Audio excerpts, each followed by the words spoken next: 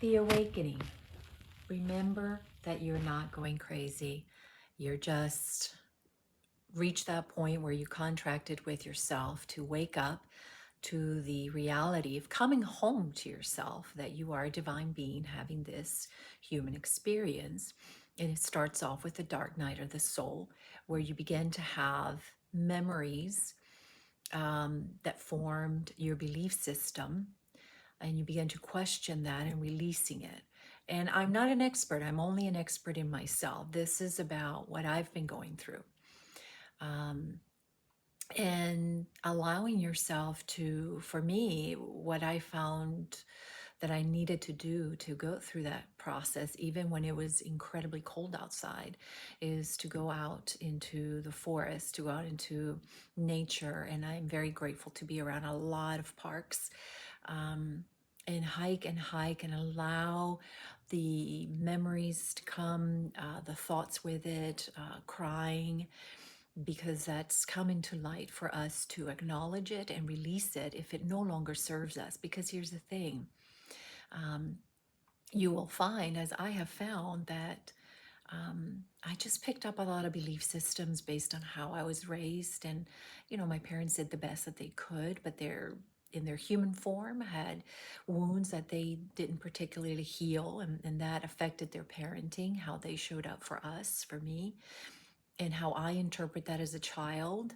to grow up to be a people pleaser, to read the room, read other people's emotions, and manage myself to keep calm, to make the other person calm and happy.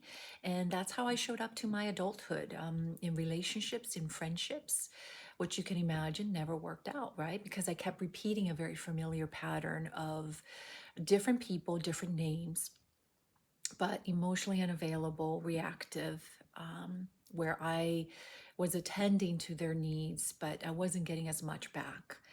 And it wasn't until I began to do the self, work to, lovingly take a look at what is my role? What has been my role in all of this? How am I showing up? Because the truth is, and we've heard it, but we don't like to really look at it, is we teach people how to treat us by what we allow.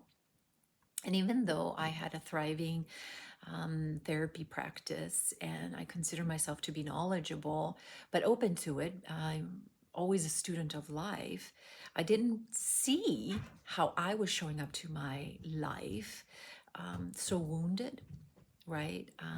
Always the healer, always always more concerned about making sure the other person is okay at my expense.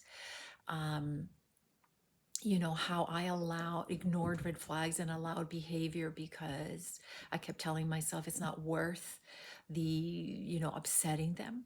And all of that leads to us abandoning ourselves, which affirms a childhood narratives of abandonment, right? Not being good enough. So it's a healing process of coming back to yourself and not committing that you are the most important person in your life, and not to abandon yourself again.